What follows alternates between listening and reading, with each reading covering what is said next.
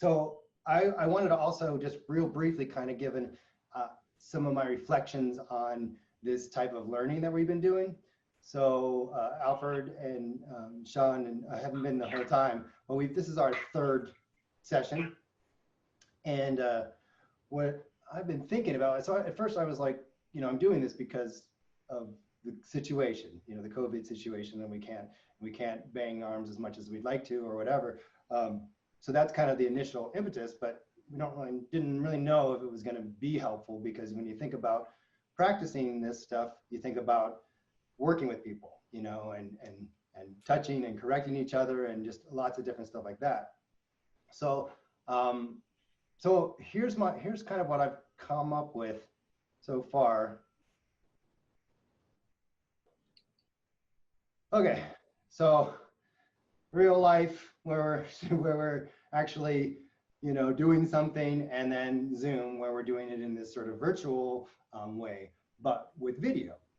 And so I started thinking about what are two of the most important things when it comes to proprioception development, and that's sight and feeling, right? So we've been losing the feeling because we haven't had the real life. So that's what I've been really trying to emulate, right?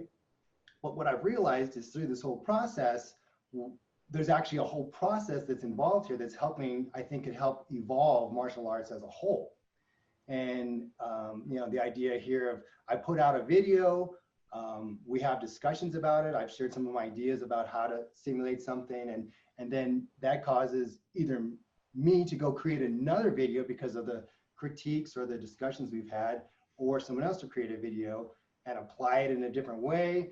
And then that video is then recycled through this. And so I think through this process, we really are developing our minds, so that iron sharpening iron, we're sort of doing that here with video. And so this is an example, give you an idea. This is a TED Talk, Chris Anderson TED Talk, and what you're going to see here is this ability to learn dance, and what video and the internet and the ability to have many, many different people involved has created. So check this 6-year-old out. So let's explore. The story starts with just a single person. Can you hear that through your speakers? Yeah. There, a child behaving a little strangely. This kid's known online as a little demon. He's doing tricks here, dance tricks, that probably no 6-year-old in history ever managed before. How did he learn them? And what drove him to spend the hundreds of hours of practice this must have taken? Step your game up, oh, step your game up, oh. Okay. So, you know, the thing here is that this kid isn't learning just because he watched a video of a dance, right?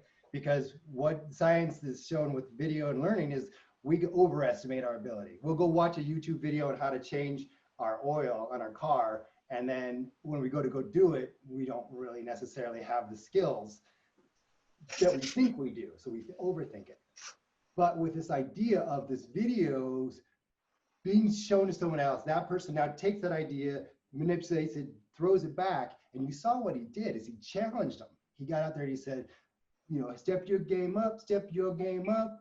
And I think that's how we can sharpen each other, if we just take a meeting like this, take in a concept, and then between sessions, videotape yourself and share it. And then we sort of do this sort of process, same sort of process as that kid did to achieve a skill level that I can tell you at 6 years old, I could never have done any of that stuff, you know? What about Ava? Could she do that? Ava will be doing everything martial you can imagine. But anyway, so that was that's kind of like a epiphany of that there is value, because I've questioned this, I've talked with Uncle, maybe this is not worth it, you know? So that's my thought for the 2 cents that it's worth.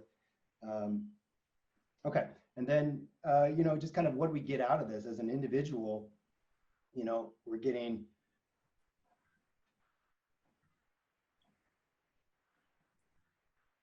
you know, so as an individual, we're getting like to see ourselves, right? So we actually, when we're doing any sort of movement, it's like, oh, great, you think you're doing something. You introduce a mirror into a dojo, and that sends it to a new level, right? So now, throw the camera there, rewatch it and go like, ugh, like I'm doing all the time. Like, I can't believe that looks terrible or whatever. But we really start to see it. So we give our self-feedback.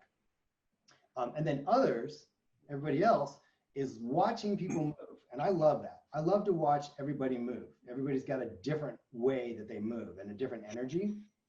And so I like that. And I start to analyze that movement. So we're now working our brain to analyze watching somebody else. We give them feedback. They implement that into themselves. They share the video. And it just keeps on circling, right? So that's just a quick intro on my thoughts on this process. I'd love to hear just kind of some quick feedback from anybody on what they think of this process so far. And I know you all haven't been here for that. And then also that idea. I mean, I definitely love like sharing more of your practice and process and just the ideas and like even conceptually what each person is thinking about in terms of their own practice or their own body and their own movement. That seems super helpful to me. Mm-hmm. Great. Anybody else have thoughts? Well, I think it's also true that as you engage, the more you do, the more will come up. And it may not be the exact mode of what is happening now, but as you're into it, it gets fine-tuned. But I think the idea of watching and seeing makes a big, big difference. Yeah. And for me, that's a natural thing to go ahead and just put myself out there, you know, and not have it be perfect and know that Really good. perfect.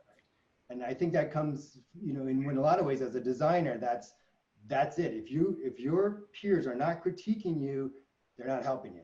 You know what I mean? So I think you do have to have a mindset that you can put out unfinished stuff because it's never finished. Well, and I also think it has a similar line. Like, for example, if somebody asked me how I drive down to Southern Cal, I mean, if you're going to ask me, like, where should I turn? What should I do? Where am I going? You know, I really don't know exactly where you're going to go. But I know you need to head west. And if you hit the ocean, you know you've made it, right? So I'm not really too concerned about the particulars when you need the overview of where it is you're going. And for you, with the training, and that's what's neat about having Ava there, because she's learning, and there are things that I'm sure you see in her that you'll go, oh, that's kind of an interesting way to approach, like with the staff or the stick or, you know, whatever she's been using. Absolutely. So. Yeah. Thanks. Anybody else? Okay, so so then two topics, two things that I want to talk about today when it comes to prophecy. It'll be on the video. Okay, so yeah, so the two things I wanted to talk about that I have to share with you guys today is one is this extremities, the subtleness of proprioception and proprioception within transition. You know, I think like the example of someone's elderly and they're driving their car and they're sitting in their car, right? They're okay, but then they get out of their car. Like, a lot of times you see struggling until they get upright and then they're okay. Because there's not a whole lot of time spent in really understanding all the muscles that are going on in that transition. So with that piece, I'm just taking 3 palms and exploring them in multiple ways. And then also talking about the development of gum, you know, like a technique or something that could be repeated. Our Sifu Solo, our Hongmei teacher, told the story about a guy in China that could take coins. And you know how you can take a coin and flip it like that and shoot it out and do whatever, you know, bar trick, right? So he made that into a gong by practicing it. And he could, you know, from a distance, shoot it with such accuracy and speed, take somebody's eye out, So I've been thinking about, oh, that's kind of cool. Like learn like little secret, Bagua secret weapons. So one of them is this idea of using palms more. So I've been exploring using palms as a fist because of all the different, the thumb doesn't get in the way as much. And then the idea that it can also grip. So you'll see that. And then the second section is just exploring circular motion and proximity and feeling centrifugal force. And so I do a little bit of exploring of a separating, gathering, and separating movement, and then adding a little bit of Lohan sort of power feeling to it, but staying on these circles. So in my video, I'll show you actually show you the circle that I'm staying on. So the first, oh, not yet. I don't want to show yet. Okay. So the first one is going to be, a stepping out, palms float on, or hold up the heavens, right? And then into the lion opening mouth. But I'm going to do it a little bit differently. Do it as the cup, okay? And then from there into monkey. Okay.